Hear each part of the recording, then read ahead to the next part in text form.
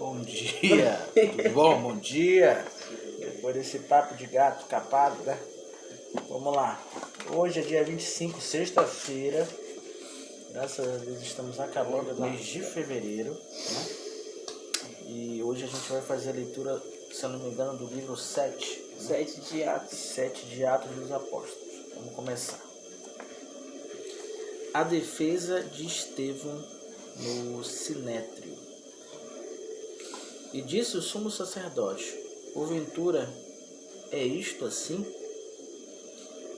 E ele disse: homens, irmãos e pais, ouve.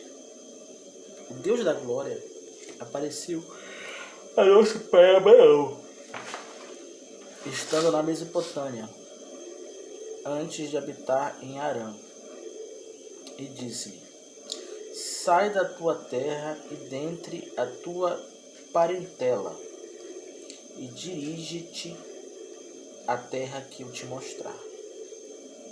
Então saiu da terra dos caldeus e habitou em Harã, e dali depois que o seu pai faleceu, Deus o trouxe para esta terra em que habitais agora. E não lhe deu nela herança, nem ainda o espaço de um pé, mas prometeu que lhe daria a posse dela e depois dele a sua descendência, não tendo ele ainda filho.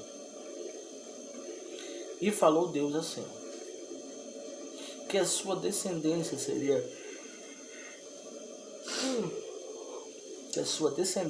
peregrina em terra alheia, e a sujeitariam à escravidão, e a maltratariam por 400 anos. E eu julgarei a nação que os tiver escravizado, disse Deus.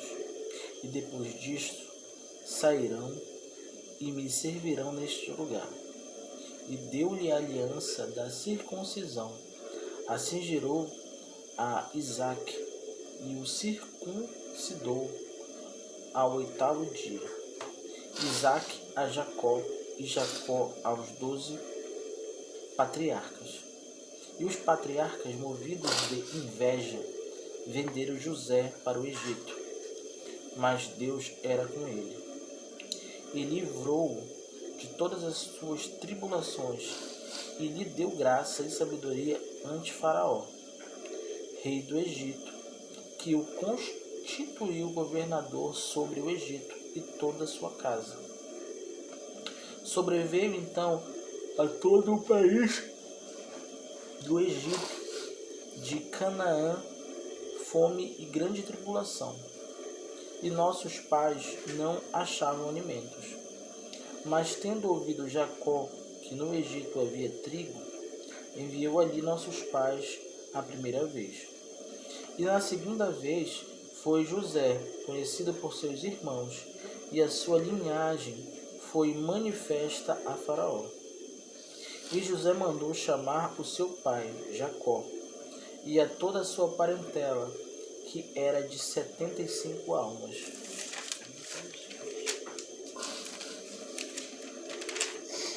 E Jacó desceu ao Egito, onde morreu ele e nossos pais, e foram transportados para Siquém, e depositados na sepultura de Abraão, comprara para certa soma de dinheiro aos filhos de Emor, pai de Siquém. Aproximando-se, porém, o templo da promessa de Deus tinha feito a Abraão, o povo cresceu e se multiplicou no Egito, até que se levantou outro rei, que não conhecia José. Esse, usando de astúcia contra a nossa linhagem, maltratou nossos pais, a ponto de os fazer enjeitar as suas crianças para que não se multiplicassem. Nesse tempo nasceu Moisés, e era muito famoso, e foi criado 3 meses em casa de seu pai. E sendo enjeitado, tomou a filha de Faraó e o criou como seu filho. E Moisés foi instruído em toda a ciência dos egípcios. Ele era poderoso em suas palavras e obras. E quando completou a idade de 40 anos, veio-lhe ao coração ir visitar seus irmãos, os filhos de Israel. E vendo maltratado um deles, o defendeu e vingou o ofendido, matando o egípcio. E ele cuidava de seus irmãos. Entenderiam que Deus lhes havia de dar a liberdade pela sua mão, mas eles não entenderiam. E no dia seguinte, pelejando eles, foi por eles visto, e quis levá-los à paz, dizendo: Homens, sois irmãos, por que vos agravais um ao outro? E o que ofendia o seu próximo, o repeliu, dizendo: Quem te constituiu príncipe e juiz sobre nós? Queres tu matar-me, como ontem mataste o egípcio?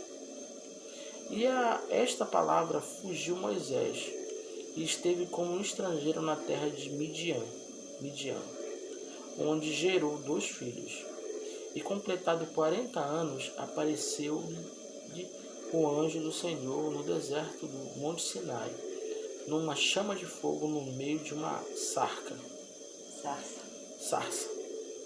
Então Moisés, quando viu isto, se maravilhou da visão. Então, aproximando-se para observar, foi-lhe dirigida a voz do Senhor, dizendo: Eu sou o Deus de teus pais, o Deus de Abraão, o Deus de Isaque e o Deus de Jacó. E Moisés, todo trêmulo, não ousava olhar. E disse-lhe o Senhor: Tira as alparcas dos teus pés, porque o lugar em que estás é terra santa. Tenho visto atentamente a aflição do meu povo que está no Egito. Ouvi os seus gemidos e desci a livrá-los. Agora, pois, vem a enviar-te-ei ao Egito. A este Moisés, ao qual haviam negado, dizendo: Quem te constituiu príncipe e juiz? A este enviou Deus como príncipe e libertador, pela mão do anjo que lhe aparecera na sarça. Foi este que os conduziu para fora, fazendo prodígios e sinais na terra do Egito, no Mar Vermelho e no deserto, por 40 anos. Este é aquele Moisés que disse aos filhos de Israel: Senhor vosso Deus vos levantará dentre vossos irmãos um profeta como eu, a ele ouvireis. Este é o que esteve entre a congregação no deserto com um anjo que lhe falava no Monte Sinai, e com nossos pais, o qual recebeu as palavras de vida para nos-las dar, ao qual nossos pais não quiseram obedecer, antes o rejeitaram e em seu coração se tornaram ao Egito, dizendo a Arão: Faze-nos deuses que vão adiante de nós, porque a esse Moisés que nos tirou da terra do Egito, não sabemos o que lhe aconteceu. E naqueles dias fizeram bezerro e ofereceram sacrifícios ao ídolo, e se alegraram nas obras das suas mãos. Mas Deus se afastou e os abandonou para que servissem ao exército do céu, como está escrito no livro dos profetas. Porventura, me ofereceste vítimas e sacrifícios do deserto por 40 anos, ó casa de Israel.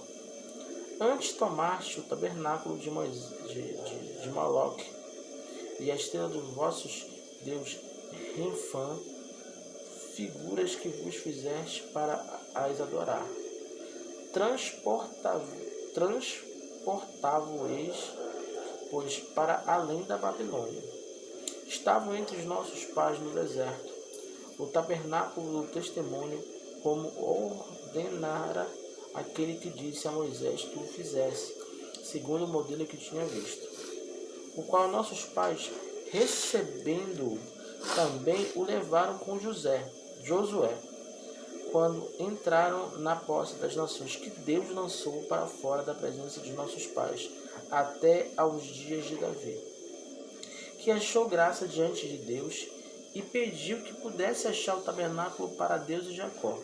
E Salomão lhe edificou casa, mas o Altíssimo não habita em templo feitos por mãos de homens, como diz o profeta. O céu é o meu trono e a terra o estrado dos meus pés. Que casa me edificareis, diz o Senhor, ou qual é o lugar do meu repouso? Porventura não fez a minha mão todas essas coisas? Homens de dura cerviz e incircuncisados de coração e ouvidos, vós sempre resistis ao Espírito Santo. Assim vós sois como vossos pais, ao qual dos profetas não perseguiram vossos pais. Até mataram os que anteriormente anunciaram a vinda do justo, do qual vos agora fostes traidores e homicidas. Vós que recebestes a lei por ordenação dos anjos e não o guardastes. A morte de Estevão. Tito. E ouvindo eles isto, enfureciam-se em seus corações e rangiam os dentes contra ele. Mas ele, estando cheio do Espírito Santo, fixando os olhos para o céu, viu a glória de Deus e Jesus que estava à direita de Deus, e disse: Eis que vejo os céus abertos e o Filho do Homem que está em pé à mão direita de Deus.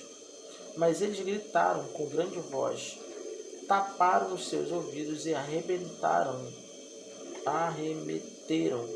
unânimes contra ele. Então, expulsando-o da cidade, o apedrejavam, e as testemunhas depuseram as suas capas aos pés de um jovem chamado Saulo, e apedrejavam a Estevão, que em invocação dizia: Senhor Jesus, recebe o meu espírito. E pondo-se de joelhos, clamou com grande voz: Senhor, não lhes imputes este pecado. E tendo dito isto, adormeceu, ou seja, ele morreu. Ele já sabia que ele ia morrer. A palavra encerra Ele não lutou contra isso. A palavra encerra aqui, né, que a gente fala que ontem foi, né, a prisão de Estevão, hoje teve a defesa de Estevão no Sinédrio, né? E depois a gente teve aqui a morte de Estevão. Mas o que eu peguei daqui, pelo menos assim ao meu ver, não sei se vocês vão complementar, Jesus já tinha passado a história de Jesus, a gente está em outra história, outro contexto, né? Mas é interessante que a gente percebe que Jesus passou, né, fez grandes coisas. A gente está agora na parte dos apóstolos, né, contando outras histórias, mas o mau caráter, a insensatez, a insensibilidade do homem, ele impera, né? Ele é muito forte, e ele é tão forte, né, que mesmo Deus já trabalhando ali com Moisés, já tem José, já é uma outra parte da história que começa, né? Já não tem mais Jesus, agora é Deus, né, falando diretamente em sonho, né, em pensamentos. Mas o outro contexto do homem, dos egípcios, né, que é a fase deles agora, ele é muito forte na compreensão de que sempre existiam pessoas ali ligadas a Deus, antes era Jesus, que tinham um chamado, né, que tinham uma missão a ser cumprida. E parece que o mundo, né, as pessoas ao redor dele, as pessoas dele, melhor dizendo, sempre pensavam por elas, né? Sempre agiu ali a benefício próprio. Então, a história de José, né, que é José do Egito e tal, que fala na televisão, e a gente vai, acho que talvez passe aqui algumas partes, fala desse contexto, né? Ele foi recusado pelos próprios irmãos. Ou seja, existem pessoas que estão ali no bem, que tem a missão, que tem a palavra, mas o mal ele tá ali também. Às vezes o mal tá do outro lado, né? E você não percebe. E ele era preferido de Ele Jacó, era, né? E a própria morte do Estevão, né, E a apedrejado, inveja, né, apedrejado, e que é colocado aqui, que é dita aqui, né, é a insensatez, é a incredulidade do ser humano. Então, mais uma vez, primeiro eu vou chamar a atenção. Quando a gente tem algo bom, né, quando a gente começa a seguir um caminho, a trilhar um caminho de propósito, de identidade, de Deus na vida, o inimigo ele vai estar ao lado, muito forte. Ele vai fazer de tudo para impedir. Ele vai fazer de tudo que você... Vai fazer de tudo que você não siga. Utilizar de todas as armas possíveis para ele poder te tirar. Até aquilo que aparentemente é bom, aquilo é leve, é sutil, não é. E às vezes, mas talvez ali, naquele momento, José ele era muito bom, né? Tinha um amor muito grande pelos irmãos e não notou que eles eram assim. Mas aí só depois que ele foi perceber que ele foi injustiçado. Mas é o que acontece, tem pessoas que estão do nosso lado, mas que querem o nosso pior. José, ele tinha uma pessoa desde a prisão que era amigo dele, né? Quando veio o pessoal para pedir comida, para estocar, ele reconheceu os irmãos, mas ele não falou, ele saiu e foi chorar lá dentro, aí o amigo perguntou pensando quem foi, quem é? Porque eu acho que a questão se dá decepção, né? Caramba, pessoas que... São meus irmãos e eu tenho que perdoar. Pessoas que me machucaram, né? Pessoas que eu tava ali pra estar aqui comigo, ou era pra eu continuar ali com eles, né? Ter uma vida nova dos meus irmãos. E agora eu tô aqui de frente com eles. Olha só, deve ter sido muito péssimo. Botar uma vasilha um cálice de ouro, né? Bota dentro da vasilha, aí os soldados vão atrás e tem um ladrão. Pra eles poderem ficar. Aí ele disse, não, ninguém roubou nada. Aí revistaram e tiraram. Agora ele só vai sair daqui. Não, eu vou. Aí você só pode sair dessa prisão quando você trouxer o irmão mais novo. Porque eles não trouxeram, porque papai ama muito. Aí, porque o governador, que era juiz, queria ver o último irmão, depois dele, né? O Benjamin. Sim. Aí disse, ele só vai sair da prisão se trouxerem o último filho do Jacó. Aí tanto veio, o filho veio a família todinha. Aí que ele se declarou, né, que ele era irmão.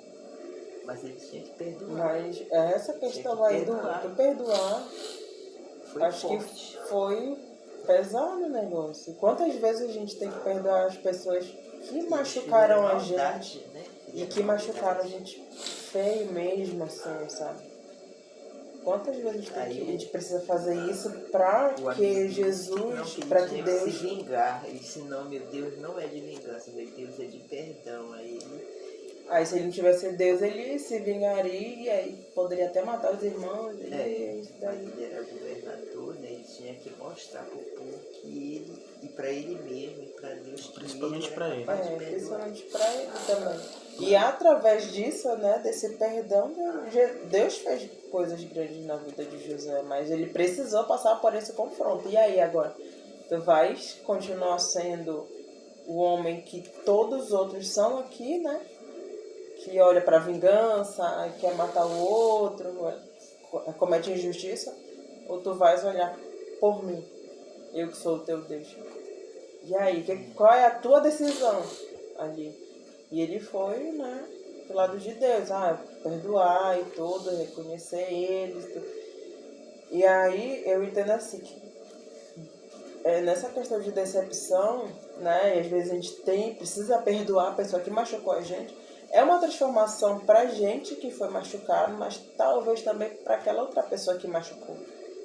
Porque talvez ela esteja até esperando, caramba, ele vai né? vir com tudo, vai vir com tudo, vai me matar. Reconhece. Mas, poxa, ele não me matou, por que ele não fez isso? Porque eu já estava esperando o pior dele. Eu já estava esperando o pior.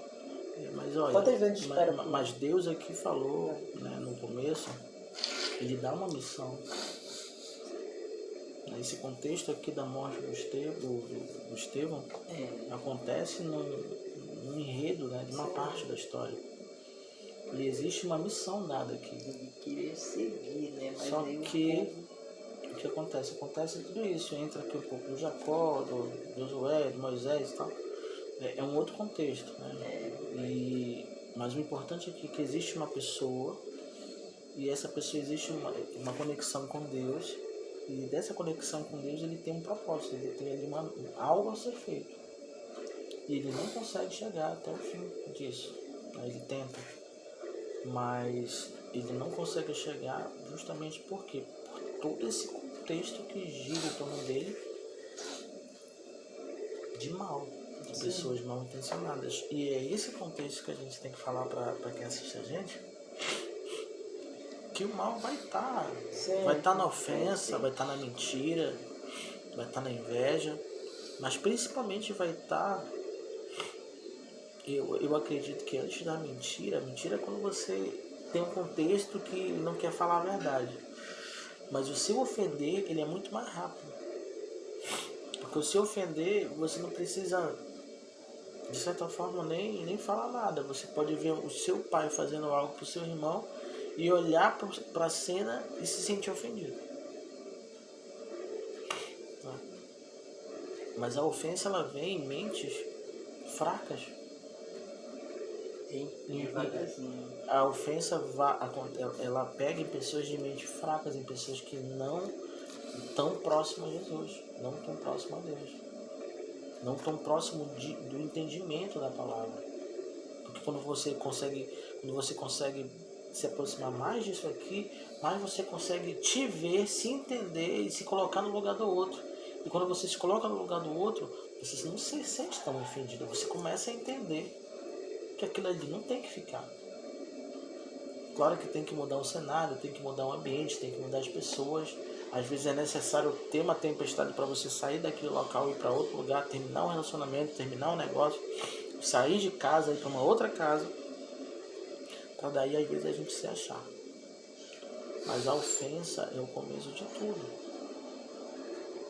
E é o começo, se você pega essa ofensa, você vai para a mentira, você começa com ambição, começa com a inveja, quando você menos percebe, você está fazendo coisas que você nunca pensou que ia fazer e está maltratando, agredindo, ferindo pessoas que não têm necessidade.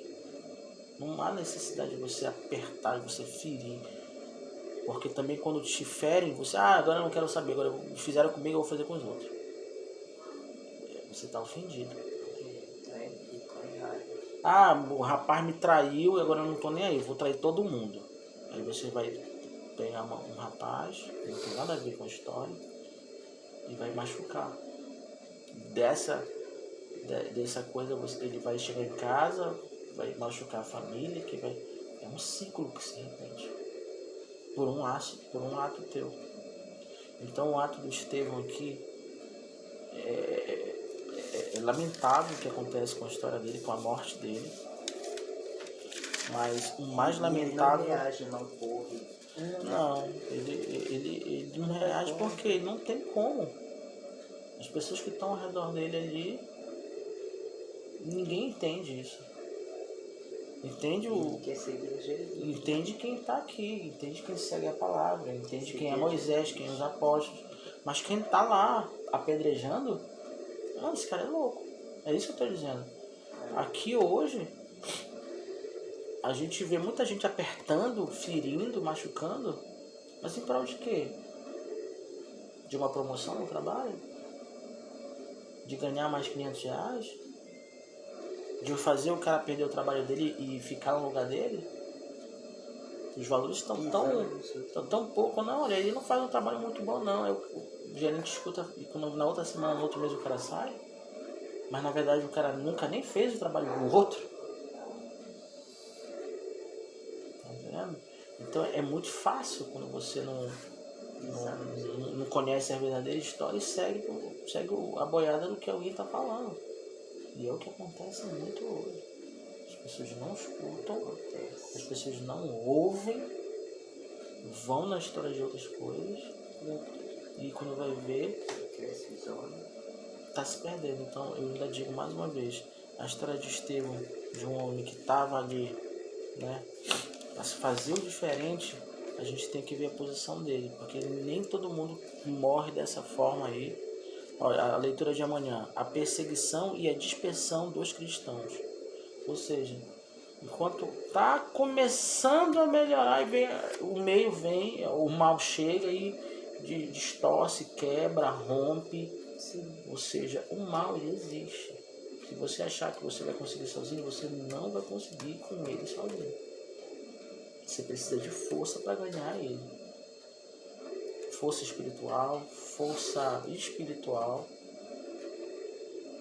física. A tua mente estiver fraca, o teu corpo vai estar fraco. Né? Base familiar forte.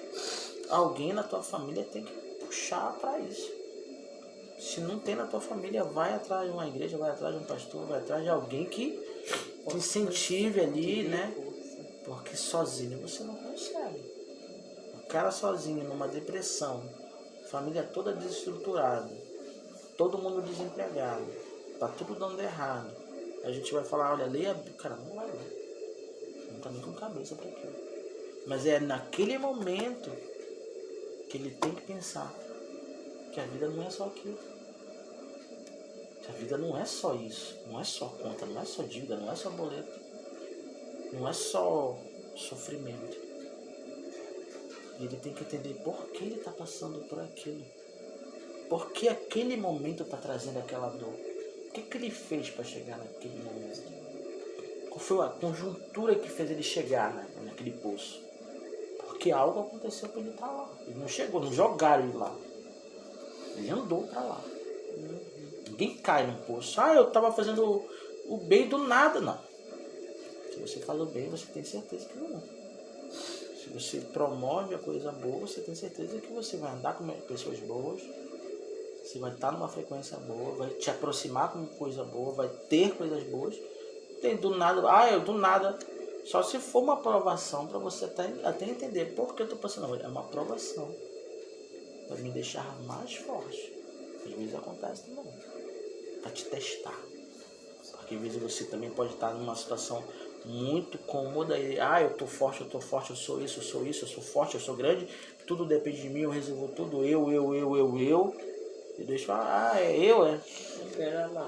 Vou jogar ali uma pedrinha para bater na água e é uma febre, é uma coisa, uma dor de cabeça, uma coluna, quando vai ver, o cara fica aí 6 meses entrevado, né? Igual muita gente que a gente já ouviu, passou um ano ali na cadeira de roda, aí ele volta, mano, já não sou só eu, né? Não. Eu e Deus. Então tudo acontece com o motivo. Não é do nada. Soprou aqui. Não, tem um propósito. Teve um propósito pro Estevão. Se o resto que tá lá apedrejando ele não entende, é ciência. Tanto que no final ele está dizendo, e pondo-se de joelhos clamou com a grande voz, Senhor, não lhes impute este pecado. Ou seja, não lhes impute, não coloca esse pecado sobre eles. Por semana eles não sabem o que fazem. E aí ele morre. Ou seja, seguindo o caminho de Deus. Isso é muito difícil. Perdoar o José, perdoar os irmãos, não foi fácil. Não é porque ele era governador, é o interno. É uma coisa lá fora, outra coisa, não é o poder que ele tem lá, é o interno, é o cara que fala assim, mano, mas o cara que me jogou, que me pisou, que me cuspiu, que me vendeu, tá ali. Pois é, uma coisa. Tá? É um negócio assim que ele... E sempre tem a volta, né? Ele sempre tem a volta, a gente fala que sempre tem a volta. Tudo que você faz tem a volta do anzol. Né? E aí ele ficava ali, é muito forte. Porque é como uma vez até o Pablo Marçal falou assim, a questão não é o problema, mas é como você se porta diante do problema. Ele poderia fazer tudo diferente, mas ele pegou e não. Eu preciso perdoar eles e dar uma nova chance. A gente precisa de uma nova chance. E todo mundo precisa de uma nova chance, gente. Essa é a palavra de hoje. Né? Todo mundo tem uma segunda chance, todo mundo merece e precisa de uma segunda chance. E com certeza a gente alcança mais vitórias estando na presença de Deus, de Jesus, né, estando na palavra do reino, você não vai conseguir muita coisa fora disso. Você até alcança alguns resultados, mas eles se acabam rápido. E aí você fica depois perdido de novo. Para onde eu vou? O resultado vem para todo mundo. Bom ou ruim, mas vem. Mas você não alcança aquele resultado que é para você, né? Aquela plenitude, aquela satisfação de dizer assim, meu Deus, eu acordo e durmo tranquilo. Você dorme tranquilo hoje, amanhã e daqui a um mês. Dorme tranquilo. Então, essa palavra é para essas pessoas que pensam dessa forma e que a gente consiga aí mudar um pouquinho esse pensamento. Existe propósito, existe meios aí que Deus muda na nossa vida que a gente não sabe, mas a gente tem que estar aberto a isso. Senão a gente pensa só por uma forma e não entende por que isso é da tua casa. Ou tu não entende por que tu não deu certo nessa faculdade. Ou tu não entende por que eu perdi o meu emprego. Porque não era pra te ficar lá. O emprego era uma bosta. Por que ele me largou? Porque não é pra ficar com ele. Ou com ela. Por que não deu certo? Eu fiz tudo pra aquele homem. Mano, não é pra ficar com aquele homem. Por que eu tô em dívida? Meu Deus. Pra testar se tu vai pagar aquelas dívidas. Ou você vai continuar ali, se tu vai, com dívida, ou você vai se organizar? Se tu vai se organizar, justamente, se tu vai ficar sempre com dívida, eu tô devendo 30, 40 mil. Então, Deus está testando. Porque quem fez essa dívida foi você. Em algum momento tu ficou de boa. Será que está preparado para receber a bênção que eu vou dar? Será que ele está preparado para ganhar 200 mil reais? Porque se ele não consegue pagar 40, 30... Tu acha mesmo que vai chegar um momento que ele vai pegar 200 mil? Quando ele pegar 200 mil, ele vai o quê? Dever 400 agora? 200 mais os 10? Não vai. É teste, a gente tem que estar aberto. Beleza? Gente, bom dia, muito obrigado. Compartilhe o nosso vídeo, se inscrevam no canal e tenham uma excelente sexta-feira. Amanhã, capítulo 8 do livro de Atos. Bom dia. Bom dia.